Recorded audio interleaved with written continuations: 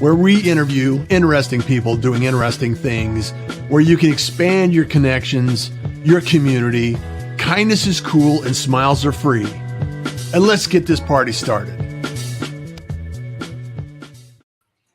And it's a great day, and welcome to the Pirate Broadcast. We have another amazing individual here that we're going to be talking about making connections, helping in the world, adding value, and making sure that people have something that they need when they need it. Angel, welcome to the Pirate Broadcast. Thank you. Thank you very much, Russ. It's a pleasure and an honor to be here. And obviously, thank you, everybody who's watching us today. You know, whether you're watching today, right now, or in the future, I think this brings a lot of value to a larger audience. And the thing that we're in right now, and we were talking before the show, Angel, is we're in a transformational age. And right now, a lot of things are happening, a lot of chaos and noise and things like that. And I think that the optimists, the ones that have resilience, the ones that are flexible, the people, the individuals that allow things to unfold and then take the road that is open to them, they're going to succeed and always supply inspiration for others. So I know on your journey, you had to start somewhere. So tell us, for those that may not know you yet, or those individuals that haven't heard of you yet, kind of give us a backstory on how you got to be the CEO Confidant. Thank you. Yeah, I would say that probably the starting point was being in, I would say low middle class family in Spain. I was born close to Barcelona, and I think that the big decision that my parents made was, number one, to put me to French lessons, to French language classes in my formal education system, and also to put me to English language lessons outside at the same time. So I was learning French and English at the same time. Wow. And I think that was probably the reason why I eventually have been doing what I have done, which is, really fast forward, like helping so many, more than 1,500 companies and their CEOs in more than 33 countries. I have always felt that my roots were everywhere. So I always felt comfortable living everywhere. Mm-hmm. I've lived in 8 different countries, although I've done business in more than 30 countries. But I always felt like everywhere was my home. And I could really thrive everywhere, regardless. I could thrive anywhere. I think that as much as obviously I have my preferred places in the world, right? But I could really live for some time anywhere, or I could be a real nomad. Having a family makes things a little bit complicated, but sure. But still, and I think that was the journey. I mean, when I was, I think it was in 7th grade, 8th grade, it was my first ever trip abroad. It was a summer in Scarborough, the famous Scarborough in the UK, where I moved, when I went from having to translate, when you learn a language, that is, you translate everything in your head, going from translating it into, language automation. You didn't have, I could speak English without thinking about it, just saying it, just expressing the concept, whatever that was.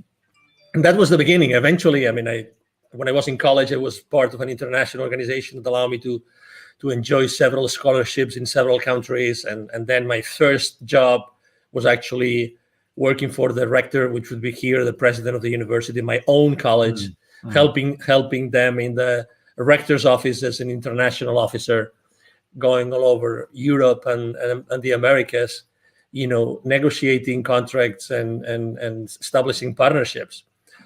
And it's pretty much what I have been doing throughout the rest of my life. It's like doing business development. And you said something which actually you're very right, which is adding value. I think that I've been adding value consistently to many different companies and organizations. And that has given me the chance to become eventually the CEO of Confidant, right? Yeah, that's amazing that the first job you had allowed you to become who you are today. You know, Absolutely. a lot of us have multiple careers. We have these test careers, I call them. You know, something that's like, okay, I have an opportunity to do this, so I go do this, and then the next thing you know, it's like, that's not what I want to do. And you had an instant invitation and introduction to what you're doing now, and it falls in line with exactly what you're doing now, and it just that's incredible. So I love it. And I would like to add something when you were explaining the moment in history that we are living right now, this transformational moment in history. Yeah. I would like to add an additional adjective to the ones that you mentioned, because I think it's very important. And we all have been the last 14 months kind of trying to figure out what's going on, right? What to do with our lives, blah, blah, blah. Creator. I think that right now it's the time of the creators. It's the time of the proactives. It's the time of those that want to take the lead in the world, and those that are willing to take the lead in the world, regardless of where they are today. I think it's going to be the ones that are going to be leading the world in the future. Yeah. There are so many opportunities out there. Like we were talking about before the show, is there's so many opportunities out there for business owners and, like you said, creators. My mantra is, I wake up with gratitude, Angel. I create something every day. I work to help somebody every day. And then I just love the opportunity to inspire somebody every day. So, and that's what you're doing. You're inspiring CEOs and executives to think bigger, to think more impact. I mean, you help the top echelon of CEOs, and you're still also, for those that may not know this, is you're learn about entrepreneurship. So I want to make sure that when we talk about creative, about how you created that inspiration to those individuals in different communities that may not have the resources available to us in some, like Texas or Arizona. Exactly. Isn't it amazing? I mean, we didn't plan for it, but today it's the World Innovation Day, actually. So it is. How appropriate is that? Yeah, exactly. So, I mean, how else can we relate our conversation to innovation and creation and creativity, right? Uh-huh. So I moved. One of the countries I lived in when I moved from the UK to the Americas was Mexico. So I lived in Mexico for 10 years, and I was traveling all over the continent. And I was meeting with all those, I was meeting with all those CEOs and C-level executives and general managers, all these people, because the kind of business development work I was doing, it was basically closing business with the people in charge, with the leadership teams of those companies. Mm-hmm. But at the same time, as you know, as you've been in Latin America, it's very easy to see those manufacturing plants where you went to close business. It's very easy to see those in the outskirts of the cities, in the rural areas, all these places. And in those places, obviously, there's always poverty, and there's always kids that are asking you to do something. I remember clearly, very often, if not all the time, outside those manufacturing plants, there would be those kids coming to me and say, "Hey, senor, I would like to clean your car. I would like to wash your car. I would like to wash your windscreen. I would like to sell a bottle of water to you, or I would like to sell some gums or some candies," whatever it was, the way that they were making their ends meet, right? So I was always, like, in a matter of minutes, I was seeing all those kids in need, and I was dealing with, and I was talking to very powerful in terms of economy, people, right? And so at some point in 2015, I had this epiphany. I had this experience in which it was very clear to me that I had to help. If it wasn't me, who would be more experience prone to do this? Who had this experience of reaching out to the most powerful people in those companies, and at the same time acknowledging those kids in need? So it was and I reached out to a business partner and friend of mine, and then we brought his father in, and we started what today is Wisdom for Kids, and it's basically it's an international, charity, international non-profit organization. And what we do is we help underprivileged kids in Latin America become entrepreneurs using their local resources. And teaching kids, it's a non-stop source of inspiration, because kids are genuine, kids are spontaneous, kids are, not only are they are our future, but also they have so many lessons to teach to us. Yes. I'm one of those parents. I have 3 kids. I'm one of those parents who strongly believe that the kids actually choose us and the kids are here to teach us lessons. So it's not only that we have to make sure that, they thrive and they grow and they're reliable, fully reliable when they become 18 or 21, whatever the age is. I believe that also they are in our lives to teach us some lessons. So we have to be wise enough, smart enough to be able to listen to the lessons that they have to teach us. And I think that historically speaking, we as parents have done a very poor job of listening to our kids. And I'm not meaning, I don't mean spoiling our kids. Yeah. Let's be clear. I just mean to have real, genuine conversations. I think that as true as it is, the statement that we often say that we become parents without a manual, and the kids come without, I think that the kids come with many lessons to teach. And we should be listening. We should be listening much more, much more. And do you think it's because I've thought about this a lot, it's the statement, create like a 5-year-old. Yeah, absolutely. Because it's the creativity and the curiosity that a 5-year-old has, and the question why is it done that way? Why do we have to do it that way? And when we get older, we have a tendency to throw those questions out the door, and when in reality, like you said, we could learn from those lessons. Totally. Yeah. There's many questions, and there's many things that, and I still to this day, when we go to, well, not this past year, because unfortunately there were so many traveling restrictions, we couldn't go, but even the local volunteers we have in several places in Mexico, to give you an example, I mean, they have not been able to see the kids. We have not been able to really be in touch with them, and that's obviously very, very unfortunate. But when they ask you all sorts of questions, and anything is possible. That's the good thing, and we are very. I mean, the way we designed our workshops is also very unconventional. We focus much more in energy than knowledge, much more in experience than content, like entrepreneurial content, because those kids, to start with, many of them have self-esteem problems, and many of them, they have this reinforcement in which they're being told, this is your community and you will live here, and that's your these are your boundaries. You cannot leave this place, and you can only become this or this or that. So actually, in our workshops, we literally tell them and inspire them through different practices that they really can become whoever they want. They really can become whoever they want, and they really and we also have to be extremely respectful with the local culture. We are not there to disrupt their community. We are there to help their community grow.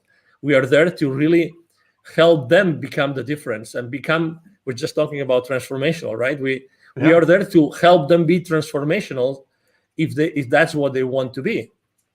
And that's why also the role of their parents is so important. Yeah, I love the idea of being available to inspire people to, because like you said, the kids are the future. And if we could teach them some free thought, innovation, ask why, and the creativity that goes into that, and develop that skill, they're going to be creators in the future. They're going to be creating amazing things that we haven't even thought about yet. And with as many management consultants, as many theories, as many ways to help companies increase the engagement of the employees, and have the employees accountable, keep them accountable to the share, to the creation of shareholder value. You name it. There's so many things going on in the companies right now, in the organizations, in the world right now. Yeah. Why nobody has ever thought of consistently once a month bring all the kids of the employees, all the kids once a month, and have an amazing brainstorming session with those kids and just listen to them, honestly, and just listen to them. I mean, I really don't know why nobody's doing this. Maybe because I think you could probably instigate that, don't you? Oh, absolutely. Yeah. I mean, they have Parents' Day at school. Why wouldn't we have Kids' Day at work? Yeah, and at school, and for instance, here in Plano, Texas, north of Dallas, the library system actually organizes.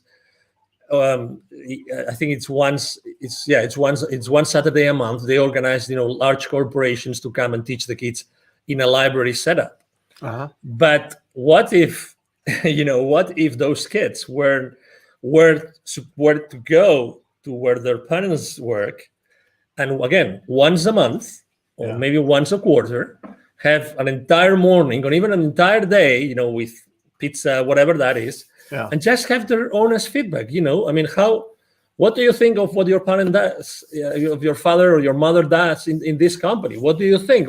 When you think about what we do as a company, what do you think? How do you explain to your friends what your parents do in this company? You know what I mean? These kind of conversations, I think that it would bring very, very inspiring feedback to the leadership teams of the organizations in the world today, very honestly. Yeah. And because, again, who is in touch today consistently with the kids besides the parents, right? The teachers. Okay? Yeah. Everybody goes, let's say K-12, they go to school and they have teachers. So there's this gap between, those school districts and those schools and what the parents do for a living. They only meet, let's say, carpool in the morning, carpool, in the evening, maybe some, teacher parents conference kind of thing, but that's it. Yeah. But this gap is artificial. It's totally artificial. Yeah. And also this gap, I mean, you probably remember in high school, some of the most innovative high schools in the country, they try to also close the gap between organizations and students, because those students eventually will work on those companies, right? Right. But why not starting to do that much more early on in the existence of those kids? Because it's not two separate worlds. No. And I don't mean that everybody will have to become an employee. Maybe some want to be, a solopreneur or an entrepreneur or a startup CEO. But again, it's this inspirational part of the existence of us as human beings. Yeah. That we miss out totally today, totally. Well, I think it's important also to understand that until a child or someone growing up is in kind of exposed to that community, that environment, either be a business owner, an employee, or an entrepreneur, or a startup community, until someone's exposed to that, how do they even know that it exists? How do they even understand that it's an opportunity that they could actually do, that could they be involved in, they could help and contribute, and it's really one of those things that we oftentimes fall into, or just through chance find a career. And a lot of people, some of the children or some of the kids are growing up through high school and college, they know exactly what they want to do. I'm going to be this, I'm going to do this, I'm going to be there. And it's very rare that takes place in my experience. And it happens through a number of different jobs. You have your startup jobs, you have your kind of exposure to employees, and you understand that, okay, I'm either going to take an employee role, or I'm going to take an entrepreneur role, or I'm going to do something. And if we could expose kids to that environment early on, imagine the power that they could have growing up and knowing that information in advance, so they could choose what they do with their life. Mm-hmm. Yeah, absolutely. And also, I mean, there's also some experiences of trying to bring like parents to schools and teach them or share with the kids, but still, this gap, I think that it should be closed for the good of the society in general. And we're talking about, the future, and we're talking about we being transformational leaders today and what transformation means, right? So I think that's one of the things that we have to really thoroughly think about, that, there are those gaps in the development of our world, in the development of our society, and those gaps can easily be closed with just the intention. Yeah. Just the intention of wanting to do it. And we really don't have the intention. And again, every school system, every state has their own rules, blah, blah, blah. But still, what's the most important thing here? The most important thing here is to make progress as a civilization, to make progress. Everybody wants to have their communities thrive. And everybody wants to have safe communities. And so maybe ultimately we all want the same thing, right? Yeah, we all want, and we all help each other. When someone is in need in the community, we all help each other. We all try to do as much as we can. So that's why I think that the responses are not like outside of us, but the responses of many of those questions, Russ, are inside of us. Yeah. Eventually, I remember, let me tell you, the winter storm that we had here in Texas in February, right? Yeah. So which was insane. It was crazy. Yes. Was it like -5? And I remember sleeping in our master bedroom at 35 degrees that night. Oh, because there was no power. And we live in a nice neighborhood, so I cannot believe what has happened in other neighborhoods. Yeah. But so many neighbors like coming together and trying to help each other and do this and do that.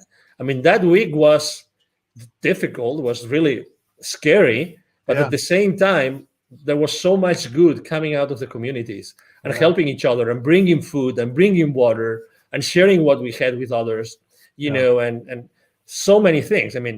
There were so many gestures. And again, trying to divide us is the wrong path to go, because as humans, that's not what we want to do. As humans, we all want to really help each other. That's who we are. And nobody can change this. We really want to help each other, and we understand each other. And again, going back to the kids, that's why being or having a nonprofit working for kids is so important, is that we go back to the kids again. The kids have the kids have the answer. The kids are the answer to so many things in this world, and the future is being built by them, and again, we should pay much more attention to what the kids represent in our world, and really have them more present in the decisions that we make every single day. Well, the seed has been planted on World Innovation Day. So I want to give a shout out to some of the people that joined us here, Angel. Angie, good morning, everyone. Pirate. Kate O'Hare's here this morning. Good morning, Russ. Hi, Jeffrey Kate. Berger says, good morning, Pirates, from Western New York, where it's snowing. It's still snowing in Western New York. Look at that. Glad to join you this morning. It's cold in Texas too. Yeah. It's cold in Texas today too. I don't know about Arizona, but here in Dallas, it's cold today. Oh, man. Jeffrey, snow in Michigan, left Florida last week. So agree with you, Angel. Game changers, change before change is required. We need to be creators to make a difference. Love your nuggets. Thank you so much, Jeffrey, for being here. Kate O'Hare, I'm in Cape Coral, Florida, taking care of my mom's estate. Get back to Florida. Thanks, it's high. Sheila Chamberlain joining us in.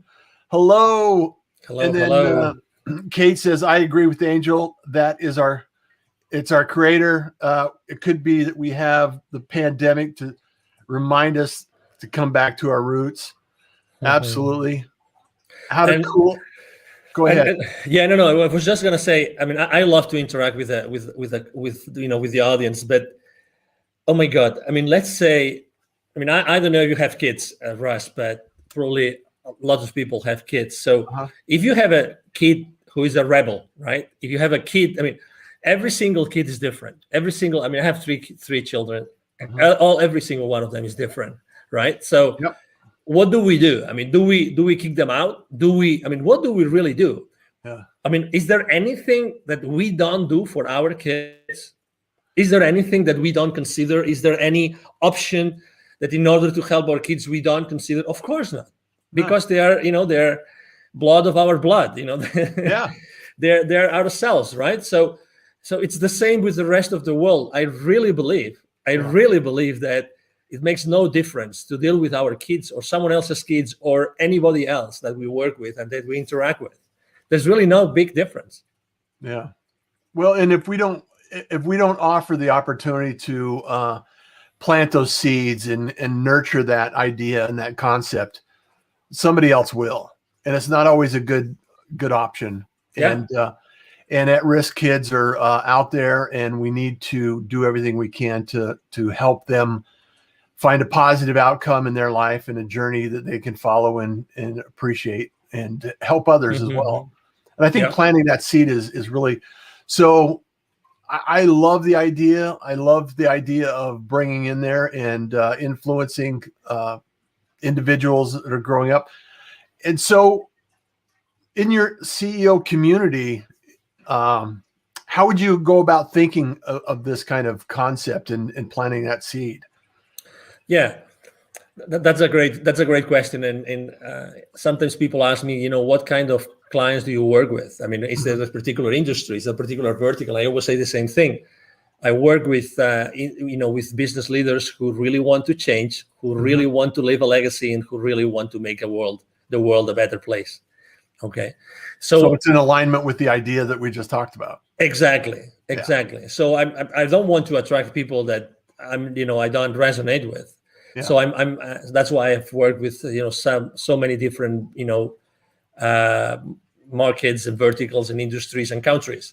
And I think that when you travel consistently internationally, you realize that, your very tight ideas, like small ideas, they become obsolete immediately, because you realize that you have to open to possibilities continuously, and you have to be flexible enough to adapt to ways of thinking and of behaving that you never saw before, right? And they're not good or bad; they're just part of their local culture, and you have to consistently adapt to that, right? So I think that's why when I was thinking of my brand 5-6 years ago, I put Confidant, because when you become trustworthy with the, to someone with their business, eventually, if they perceive the value, you eventually have many other conversations that go beyond the business themselves. I know that obviously the main purpose of a business is to generate shareholder value.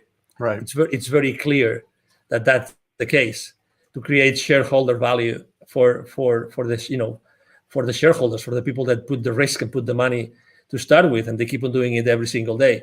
But there's still a higher purpose. There's still a higher purpose. And I believe that companies really, if they want to, they can really work with these principles, and they can really incorporate more of those principles as an organization, not only with the business leaders.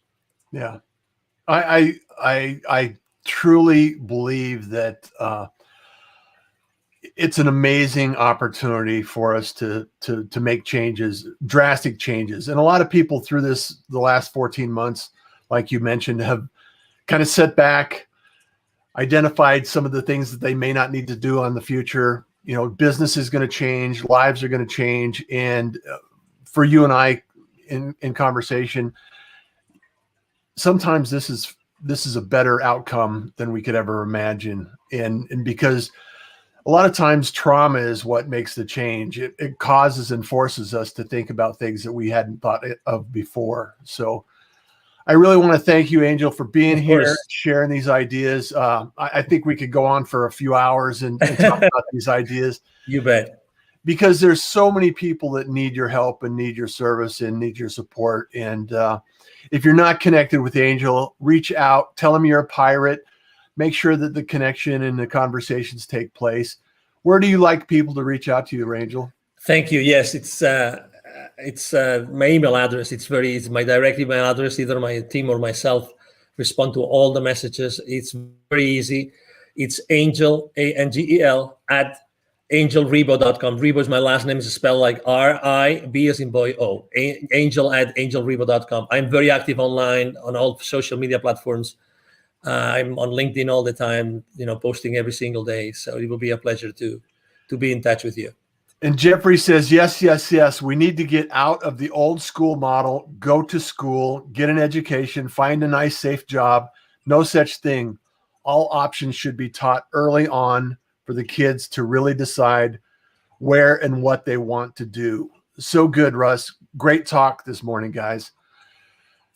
Angel, it's a pleasure. Thank you.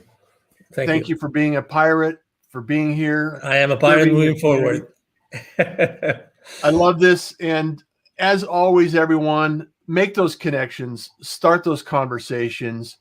We're so close that we can't even sometimes see the differences. And through those conversations, we always know that kindness is cool, and smiles are free. So thank you, Angel. Thank you. Don't go away. We'll be right back. Bye. Thank you for joining the Pirate Broadcast.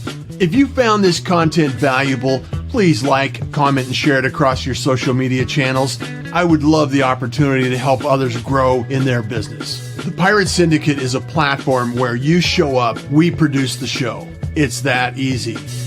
If you want to be seen, be heard, and be talked about,